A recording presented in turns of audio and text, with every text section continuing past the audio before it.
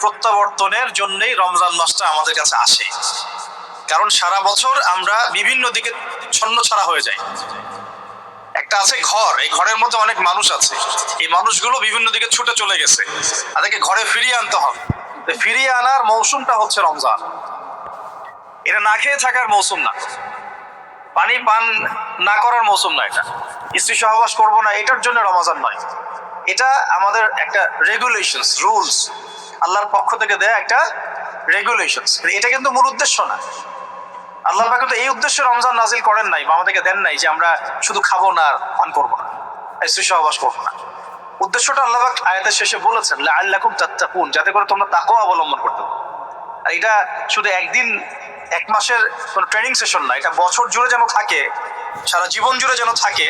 এই জন্যই বেসিক্যালি রমাদান আসে।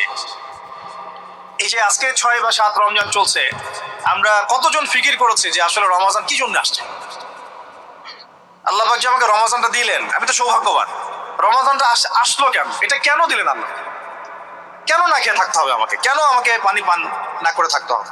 কেন আমি স্ত্রী সহবাস করবো না? স্ত্রী তো আমার জন্য হালাল। হালাল স্ত্রী আল্লাহ পাকের জন্য ছেড়ে দিচ্ছি, আবার সেই রোজা রেখেই হারাম মেয়েদের সাথে সম্পর্ক। হালাল খাবার আমরা ছেড়ে দিচ্ছি, হালাল খাবার ছেড়ে দিলাম, অথচ অর্থনৈতিক জীবনে, ব্যবসায়িক জীবনে গিয়ে দেখেন সুদ, ঘুষ, দুর্নীতি আর করাপশন। হালাল পানি ছেড়ে দিলাম, এদিকে দেখেন মাদক, জিনা, ব্যভিচার, পরকিয়া, গীবত, তহমত, এগুলো ছাড়তে পারছি না। আসলে কেন এগুলো ছাড়তে বলা হচ্ছে? পানি, খাবার এবং স্ত্রী সহবাস, একটা আপনাকে সবর এর ইমতিহান দেওয়া হচ্ছে, তাকওয়ার একটা প্রশিক্ষণ দেওয়া হচ্ছে। এটা এক একটা শুধু একটা বিষয় নয়, একটা মূলনীতি যে খাবার ছেড়ে দিচ্ছ মানে কি? আল্লাহর ভয়ে তুমি হালালও ছেড়ে দিচ্ছ, তাহলে আল্লাহর ভয়ে হারামে কিভাবে তুমি লিপ্ত হতে পারো? যে আল্লাহর ভয়ে তুমি হালাল ছেড়ে দিলা, সে আল্লাহকে ভয় না করে হারাম কেমন করে ছাড়তে পারো? মানে হারামে কিভাবে লিপ্ত হতে পারো? বিষয়টা হচ্ছে এই। যে আল্লাহর ভয়ে আমি হালাল খাবার ছেড়ে দিলাম, তো সেই আল্লাহর ভয়ে কেন আমি হারাম ছাড়বো না? লজিকটা কি? এটা মেক সেন্স না? যে আল্লাহ পাকের ভয়ে আমি হালাল ছেড়ে দিলাম, হালাল খাবার ছেড়ে দিলাম, তাহলে কেন আমি আল্লাহর ভয়ে হারাম ছাড়বো না? যে আল্লাহর ভয়ে আমি পানি ছেড়ে দিচ্ছি, পানি ছাড়া মানুষ বাঁচেই না, তো সেই আল্লাহর ভয়ে আমি কেন আমার নফসের প্রবৃত্তিগুলো ছাড়তে পারবো না? আমি হারামগুলো কেন ছাড়তে পারবো না? যে আল্লাহর ভয়ে আমি হালাল স্ত্রী ছেড়ে দিলাম, তো সেই আল্লাহকে কি আমি তখন ভয় করি না যখন আমি হারাম মেয়েদের সাথে সম্পর্ক করি? এই প্রশিক্ষণটা দেওয়ার জন্য রমাদান আমাদের মধ্যে আসে, যাতে আমরা তাকওয়া অবলম্বন করতে পারি। এটা কি? আল্লাহ ভীতিটা কি? এক কথায়, আনতা আবুদুল্লাহ কাআন্নাকা তারা, তুমি এমন ভাবে আল্লাহর ইবাদত করবে যেন তুমি আল্লাহকে দেখতে পারছো। আল্লাহকে যদি আমরা দেখতে পারতাম, তাহলে আমরা কি এক ওয়াক্ত নামাজ কাজা করতাম বা করতে পারতাম? না পড়ে থাকতে পারতাম, যাকাত না দিয়ে থাকতে পারতাম, সুদ খাইতে পারতাম, জেনা করতে পারতাম, ঘুষ খাইতে পারতাম, জুলুম করতে পারতাম, মানুষকে এইভাবে ঠকাতে পারতাম, মাপে কম দিতে পারতাম, এইসব কবিরা গুনাহ করতে পারতাম আল্লাহ যদি সামনে থাকতেন? আল্লাহ পাক হাদিসের মধ্যে রাসূলের মাধ্যমে এটা জানাচ্ছেন, এমন ভাবে আল্লাহ ইবাদত করো যেন তুমি আল্লাহকে দেখছো। ওয়াইল্লাম তাকুন তারাহু ফাইন্নাহু ইয়ারাক, তুমি যদি আল্লাহকে দেখতে না পারো, জেনে রাখবা আল্লাহ তোমাকে দেখছেন। এটা হলো ইহসান, এর সাথে তাকওয়া সম্পৃক্ত। মানুষের ভাষা, মানুষের রং, মানুষের বংশ, এগুলো আল্লাহ পাকের কাছে মর্যাদার মানদণ্ড নয়। ইল্লা তাকওয়া, শুধু তাকওয়াই। ইন্না আকরামাকুম ইনদাল্লাহি আতকাকুম, তোমাদের মধ্যে সবচেয়ে আকরাম ব্যক্তি আল্লাহর কাছে সেই যে ব্যক্তি আল্লাহ পাকের কাছে অনেক বেশি মুত্তাকি, পরহেজগার। এবং এটা বাহ্যিকভাবে লেবাস, পোশাক, দাড়ি টুপি দিয়ে বোঝা যায় না। এটা থাকে আত-তাকওয়া হা হুনা, কলিজার মধ্যে থাকে। আমার দাড়ি টুপি, জুব্বা, পাগড়ি দেখে আপনি বলতে পারবেন না যে আমি খুব মুত্তাকি মানুষ। এটা বলার কোনো সুযোগই নাই। আপনি ধারণা করতে পারেন সর্বোচ্চ হতে পারে মানুষটা ভালো, কিন্তু সে কতটুকু ভালো, কতটুকু মুত্তাকি, এটা আল্লাহ ছাড়া কেউ জানেন না। আর এই রমাজানে কি হয়েছে? কেন রমাজানে এত এত করে আমরা আয়োজন করছি, সাওম রাখছি, যাকাত দিচ্ছি, তারাবি পড়ছি? আসলে খাসিয়াত কি? রমাজানের খাসিয়াতটা কি? খাসিয়াত হচ্ছে এই মাসে কোরআন নাজিল হয়েছে। সুবহানাল্লাহ। যদি কোরআন শাবানে নাজিল হতো, হয়তো শাবানের 1 মাস আমরা রোজা রাখতাম, কিন্তু কোরআন নাজিল হয়েছে রমাদানে, লাইলাতুল কদরে। ইন্না আনজালনাহু ফি লাইলাতুল কদর, এটা 1000 মাসের চাইতেও উত্তম। ফেরেশতাগণ নেমে আসেন, জিবরাইল আলাইহিস সালাম নেমে আসেন, সালাম শান্তি বর্ষিত হতে থাকে। এটা রমাদানের শেষ দশকে আছে। এই রমাদানে কোরআন নাজিল হয়েছে। কি উদ্দেশ্যে কোরআন নাজিল হয়েছে? 40 দিন পড়ার জন্য, নিশ্চয়ই 3 দিনের দিন পড়ার জন্য, বছরে একবার খোলার জন্য, সারা বছর ধুলায় পড়ে থাকবে আমার মেসের উপরে, এই জন্যে।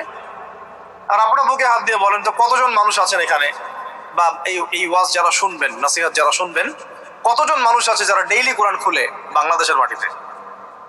এই বাংলাদেশের 90% মুসলিমের দেশে কতজন মুসলিম আছেন যারা ডেইলি কোরআন খুলে দেখেন? অন্তত খুলে দেখেন একবার, অন্তত খুলে দেখেন একবার। কতজন কোরআন, মানে কতটা বাড়ি আছে বাংলাদেশে যে বাড়িগুলোতে কোরআন পরিষ্কার পরিচ্ছন্ন আছে, ধুলো পড়ে যায় নাই? কয়টা বাড়ি পাবেন? বহু বাড়ি দেখবেন কোরআন পড়ে আছে উপরে ধুলায় ভর্তি। কোরআনের উপর ধুলা পড়েছে মানে কি জানেন? তার দিনের উপরে ধুলা পড়ে গেছে, তার কলমের উপরে ধুলা পড়ে গেছে, তার দুনিয়া হালাক, আখিরাত হালাক, ইল্লা মাশা ইল্লা মাশা। আর আরো তো স্ট্রং ওয়ার্ডে গেলামই না, যে কোরআন কত পার্সেন্ট মানুষ পড়তে পারে সেটা জরিপ করে দেখেন। 90% মুসলিমের দেশ, শিক্ষা বিভাগে কোরআন নাই। আপনারা 20 বছর পড়াশোনা করছেন, কোরআন আপনারা পড়েন নাই, আপনাদেরকে পড়ানো হয় নাই, ইভেন কোরআনের তাজবিদও শেখানো হয় নাই। কিসের শিক্ষা এটা? তাহলে শিক্ষা মানেটা কি আসলে? আমাকে বলেন তো, শিক্ষা মানে কি? What is the definition of education? এডুকেশনের সংজ্ঞাটা কি আসলে? শিক্ষার সংজ্ঞাটা কি? শিক্ষার সংজ্ঞা যদি হয় একটা কৌশল শেখা, যেটা দিয়ে আমি রিজিক অর্জন করে খাবো, রুজি অর্জন করে খাবো, তাহলে এটাকে তো শিক্ষা বলা যাচ্ছে না। এটা হচ্ছে আপনার দক্ষতা। এটা কি আপনার দক্ষতা? তাহলে এটার নাম শিক্ষা দিচ্ছেন কেন? পুরো শিক্ষা সিস্টেম আমাদেরকে দিন বিবর্জিত করে ফেললো। না এখানে কোরআন আছে, না তাফসীর আছে, না আরবি ভাষা আছে, না আরবি ব্যাকরণ আছে, আর না সিরাত আছে, আর না হাদিস আছে, আর না আকীদা আছে, আর না উসুল আছে। কিছুই নাই, কিছুই নাই। আমাদের 90% মুসলিমের এই দেশে, আমাদের এই যে 80% 70% ছেলে মেয়েরা জেনারেল লাইনে পড়াশোনা করছে, কিছুই শিখে নাই। এরপরেও তাদের মধ্যে ফিকির হয় না যে আমার এর বাইরেও মাদ্রাসায় যাওয়া দরকার, আলেমের কাছে বসা দরকার, বা বিভিন্ন কোর্স করা দরকার। সারা জীবন শিখতে পারলাম না, ওস্তাদদের কাছে গিয়ে শেখা দরকার। অনলাইনে হোক, অফলাইনে হোক, দার্সে হোক, তালিমে হোক, বা কোর্স ভিত্তিক ভাবে হোক, শেখা দরকার। এই ফিকিরটুকু আমাদের মধ্যে আসতেছে না। আর ইলম ছাড়া আপনি কি করতে পারবেন? একটা বিষয় সম্পর্কে যদি আপনি নাই বা জানেন, সেটা প্রতিষ্ঠাই বা করবেন কিভাবে? যে বিষয়টা সম্পর্কে আপনার কোনো জ্ঞান নাই, সেটা কিভাবে আপনি প্রতিষ্ঠা করবেন? কিভাবে তার উপর আমল করবেন? কিভাবে সেই দাওয়াত মানুষকে দিবেন?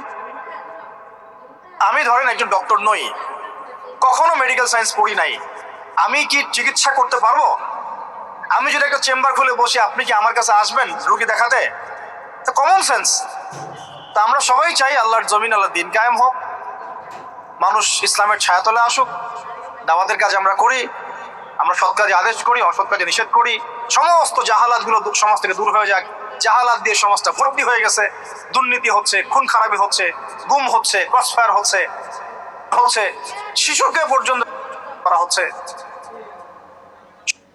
ছড়ানো হচ্ছে, আল্লাহর জমিনে আল্লাহকে গালি দেওয়া হচ্ছে, আল্লাহর জমিনে তার রাসূলকে গালি দেওয়া হচ্ছে। জাহালাতগুলো লিস্ট করলে তো কিয়ামত নেমে আসবে আমাদের উপরে।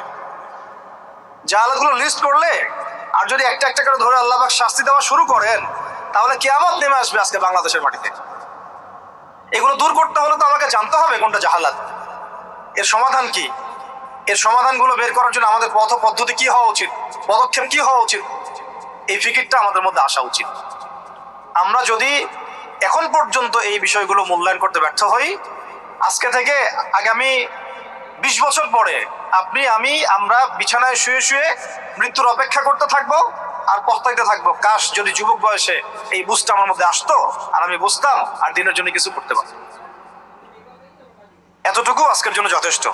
আমরা ফিকির করি আমাদের জীবনের উদ্দেশ্য কি, লক্ষ্য কি, কেন দুনিয়াতে আসছি, কোথায় যাব, যাওয়ার পরে আমার কি হবে।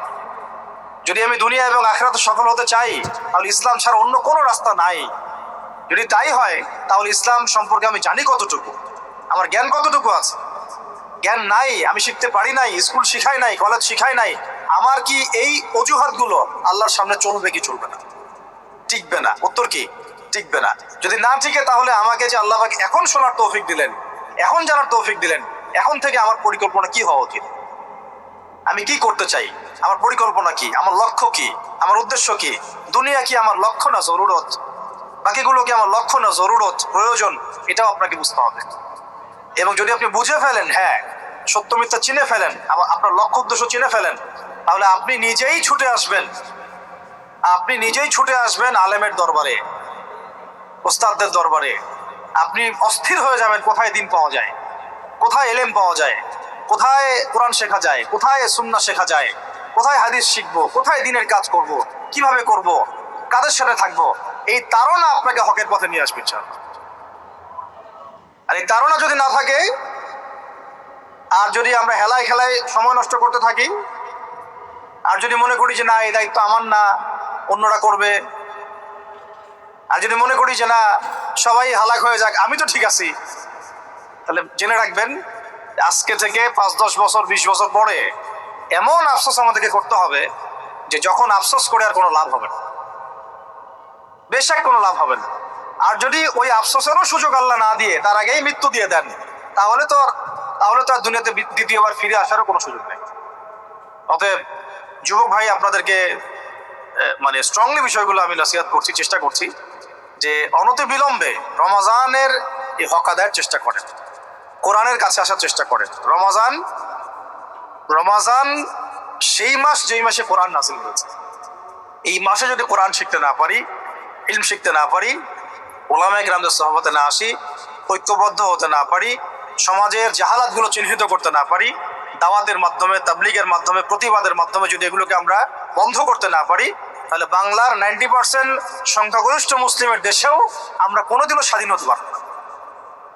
বরং আমাদের উপরে ছড়ি ঘোরাবে পশ্চিমারা, হিন্দুত্ববাদীরা, উগ্রবাদীরা, সমাজের মুনাফিকরা, ফাসেকরা, জালেমরা, ফ্যাসিস্টরা।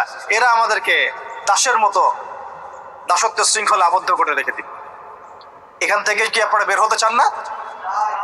যদি এখান থেকে আমরা বের হতে চাই, তাহলে আমরা সবাইকে যার যার জায়গা থেকে চিন্তা করতে হবে, কাজ করতে হবে, এবং যারা কাজ করছেন তাদের সাথে জুড়ে থাকতে হবে।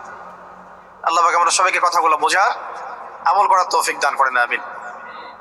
আল্লাহ পাকের দরবারে শুকরিয়া জানাই যে আল্লাহ পাক আমাদেরকে আজকে সমরত অবস্থায় এই ইফতার মাহফিলে বসার তৌফিক দান করেছেন, যিনি আমাদেরকে মুসলিম পরিবারে জন্মগ্রহণ করার তৌফিক দিয়েছেন এবং নবী মুহাম্মদ সাল্লাল্লাহু আলাইহি ওয়াসাল্লামের সৌভাগ্যবান উম্মত হওয়ার তৌফিক দিয়েছেন। আলহামদুলিল্লাহ। এই নিয়ামতটা মনে হয় আমাদের কাছে খুব অল্প মনে হলো, তাই না? খুব স্বাভাবিক বিষয় মনে হলো, খুব নর্মাল বিষয় যে আমরা মুসলিম পরিবারে জন্মগ্রহণ করেছি, রাসূলুল্লাহর উম্মত হতে পেরেছি। এটা খুব স্বাভাবিক না? বিষয়টা ছোট বিষয় তো, বিষয়টা ছোট না খুব? এই বিষয়টার আমাদের মধ্যে কি কোনো অনুভূতি কাজ করে কিনা যে আল্লাহ পাক যে আমাকে হিন্দু বানান নাই, খ্রিস্টান বৌদ্ধ বানান নাই, মুসলিম বানিয়েছেন, এটার অনুভূতি কাজ করে কিনা আমাদের মধ্যে? প্রথমত আজকের দার্সের প্রথম কথা হচ্ছে এটা, আমরা যে মুসলিম এই অনুভূতিটা কি আমাদের মধ্যে কাজ করে কিনা? আল্লাহ পাক চাইলে তো আমাকে বৌদ্ধ খ্রিস্টান হিন্দু বানাতে পারতেন, তো আল্লাহ পাক আমাকে মুসলিম পরিবারে জন্মগ্রহণ করার তৌফিক দিয়েছেন। জন্ম নেওয়ার আগে আল্লাহ পাক আমাকে জিজ্ঞাসা করেন নাই তোমাকে কোন পরিবারে জন্ম দিব। কখনো কি মাথায় আসে যে আমি মুসলিম পরিবারে জন্মগ্রহণ করেছি, এর জন্য আল্লাহ শুকরিয়া আদায় করা উচিত? শুকরিয়া মানুষ কিভাবে আদায় করে? আর